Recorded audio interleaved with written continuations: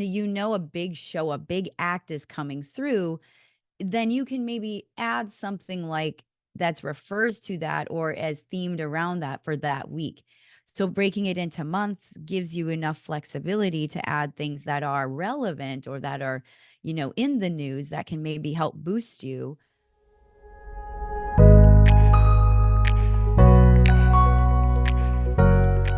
Hello, boss family. It is Tanner and Kay coming at you today. We have a really interesting topic for you today that we're going to dive into regarding marketing, campaigns, and social media.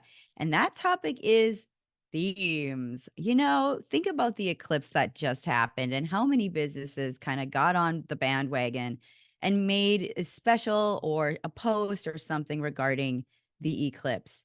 Now, this is something that you may love, you may hate, but we're going to kind of dive into what we feel about that, as well as we want to hear from you on your thoughts about that. So, Tanner, themes. Oh man, I love this because we were talking a little bit offline before we started, and this is one of those areas that I'm going to speak totally open for me and in my perspective as we go through the conversation today. So like Kay mentioned before, I'm totally open. Like put your thoughts and comments in here because like the conversation I think will be more around setting up your content calendar in terms of like there's holidays and there's different themes. There's we should be doing something for spring or summer, whatever it is, right? And Personally, I'm not a huge fan. I don't see what value it brings to the marketplace, and I personally when I see as a consumer when I see take a holiday like Thanksgiving as an example, and every business out there is posting happy Thanksgiving and this and that. And I'm just like I don't even want to show up on social media that day. There's zero value in seeing 30 people all post the exact same thing. So personally, I'm not a huge fan of it. I'm way more a fan of like what's the value I can provide today in themes in the context of like holidays and different events that are happening. Generally speaking, I tend not to be on board for. That being said, themes in the context of my business is talking about XYZ things that are important to my market, and we're picking a topic for the next month or two. I see that as a slightly different category because that's more of a focused topic versus a let's jump on the bandwagon because there's an eclipse that's happening or something else like that. It's like everybody's posting the same thing. How do you stand out? Oh, this is a really good point, Tanner. And I do like that you kind of broke it into these two categories of what themes can be. Themes can be, just like hopping on that bandwagon, pumpkin spice latte. I mean, we can talk about all of the things. And that is something I kind of avoided as well. I've never like gotten on board with it.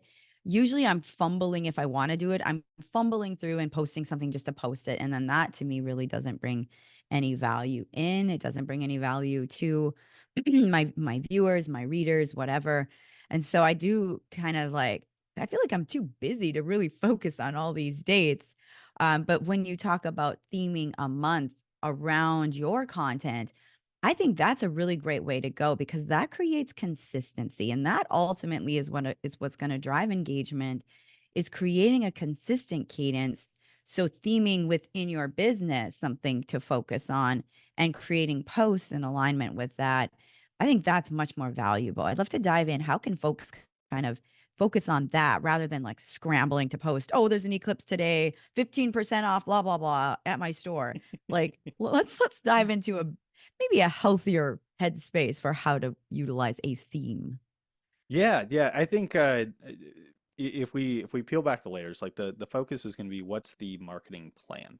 I think if anyone follows anything that I talk about when it comes to marketing, it's like our marketing has to have a plan. There's got to be an intent. There's got to be a focus. There's got to be a reason why we're doing the things that we're doing out there. So again, I'm gonna say this cautiously because I know that there's some really good applications of uh, themes based on times of year.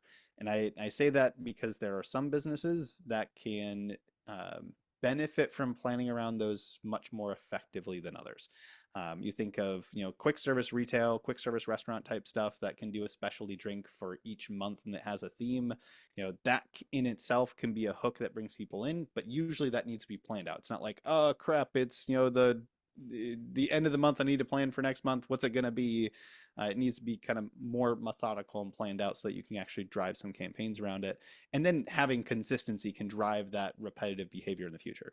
So like in that degree, I think it makes a ton of sense. Or if you're a Mhm. donut shop and it's National Donut Day, well, I would plan around that if that's the case.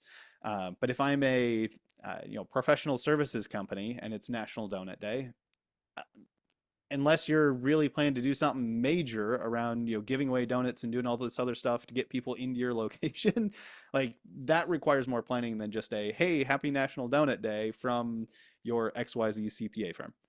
Mhm. Okay, Mhm. great. What does that what am I supposed to do with that information?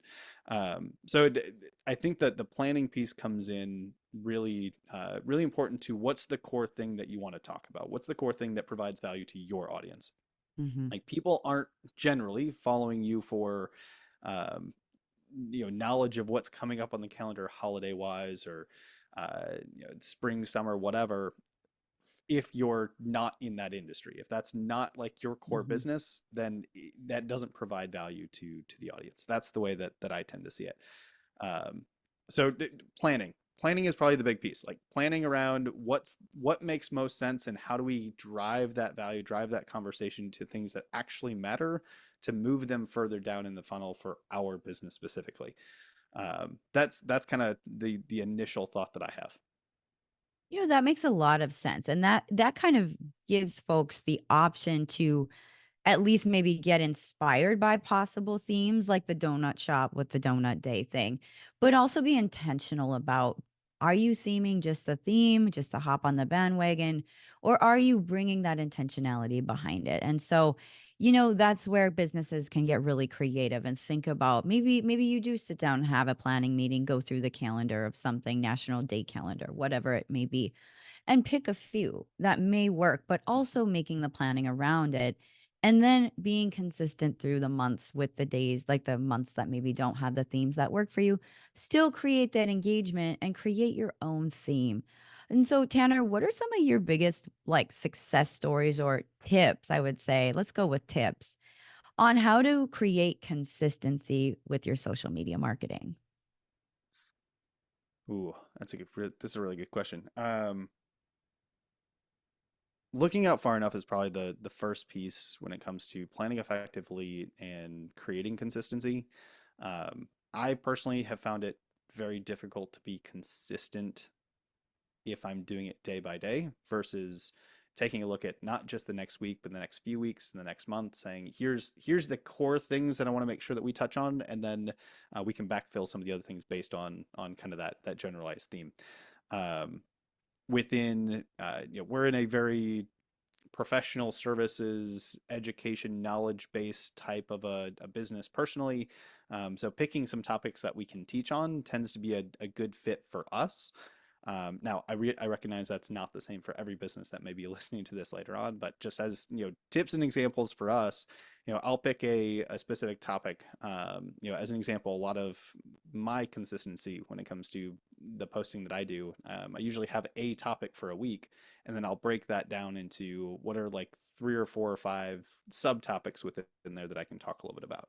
So that there is a topic, there's a theme for the week, potentially even a theme for the month, and it's like 4 subcategories of an even larger theme. And then I kind of break that down. But that takes that planning a little bit further and looking at what is the most important things, what provides value, I mean, if you take it all the way back to the business sense, like what am I promoting right now? Like what is the Hmm. most, if Hmm. we're doing quarterly planning for our business, what's the product or service that I am most focused on selling more of this quarter, and then Hmm. backtracking from there? Because there's no point in driving, traffic and everything to a product or service that has nothing to do with your overall plan and what the goals are for the business. Start with where you're planning to go, and then kind of backfill into what are the things that we can teach and educate and guide our audience on that's going to allow them to better understand and articulate the solution that this product or service provides. I really like that take on it. And I feel like that's something I do that's similar, is like really thinking about like what's your focus that quarter and then breaking it down into months. I think month to month is such a great cadence because it allows you to, plan for 4 weeks, but it also allows you to tap into something that if it comes along, that you can fit it into your schedule. Like, for example, if you have, like, say, a music company or something like that, and a big show, a big act is coming through, then you can maybe add something like that's refers to that or as themed around that for that week. So breaking it into months gives you enough flexibility to add things that are relevant or that are, in the news that can maybe help boost you, and also gives you enough structure to have a plan in place for those normal weeks, having content that's consistent. So, yeah, I think that's a really great way to go. And then again, yeah, thinking about what is that product or service that you really want to push that month or that quarter. So, how are some of the ways that you've like been proactive with this within business? Like, what are some things like when folks maybe are confused on which way to go, some advice that, from what you've been doing that you've learned to help them kind of create that consistency? The first thing is like clarity of the plan. I think that's probably the most overlooked piece of it. I know it's less around the how do I consistently make content, things like that, and more around like if I'm going to be doing quarterly planning. Usually, we see that clarity of the outcome for that plan just isn't clear enough. It's a I Mm, need to achieve X number in revenue. It's like, okay, great. How are you going to get there? Right? And that tends to be step number one is great. If you need to achieve XYZ in the business from a financial standpoint or whatever, um, how are you going to get there? What is the product or service or the type of prospect or client that you're going after? Like getting super clear on that first usually is the major first step that sets everything else into play. Because when you mhm, have that clarity of like, all right, I've got these 6 products or these 6 services. We're focused on these 2 up here at the top end of our product ladder. Traditionally, those are purchased by XYZ type of a customer. They tend to look like this, feel like this, etc. Now I have a solution and I have a target that I can get very clear on and say, great. So, what did they need to know in order to achieve the desired outcome that our product or service provides? Now mhm, we can kind of go back and say, all right, now it's just a matter of backing into it, saying, all right, based on where they're at in the journey, what are some of the things that we can teach? What are some of the things that are important for them to understand? What are some of the demonstrations that we need to show to help them kind of articulate that they might have a problem that can be, solved by this solution that we provide? mhm. Like mapping that piece out first. So that's kind of macro level, and then getting into what's your cadence to post. What's your cadence to create the content? Are you someone that just likes to sit down and do a short period of time every single day to write out some of the content or record some of the content or whatever that looks like? Or is it I need one time a month or one time every couple of weeks to just sit down for a couple hours and just put my head down and say I'm going to do a whole bunch of this stuff, and then we'll schedule it out beforehand. Which I think takes us back into some of the conversations we had a couple weeks ago on like how do we, create more content, how do we repurpose content, things like that, and that's going to come down to like what makes sense for you and your team. If you've got a huge marketing team of 10 people, that's a different answer than I'm a team of 5 people and I'm the only one running marketing. All right, Mhm. well, I only have so much time in a day. That takes a little bit difference on how we set up. But finding that cadence, finding that consistency, that's going to work well based on the clarity of goals that you have. If you don't have the clarity of goals, then it becomes very difficult to say, how do I create consistency when I don't even know where I'm headed?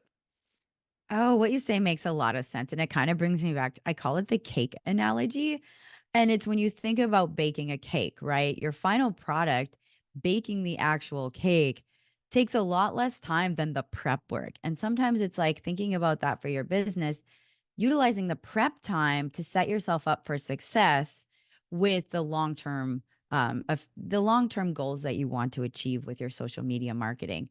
And so that does create that, I think, along with consistency, it creates that ability to just like really dive into utilizing and getting the most out of your marketing, and then speaking to that customer who you are looking to reach in that season, that quarter. So these have been some really, really great tips, Tanner. I feel like I've learned a lot. And yes, the videos that we did in this past month can really help set you up for success in creating, whether it be a theme or even just your monthly calendar. And so, yeah, this has been an awesome topic, and we'd love to hear from you. What kind of things are you doing right now? And what kind of things do you want to learn more about? Let's get granular on this. Let's have fun with this. Feel free to share in the comments your biggest questions or your biggest aha moments.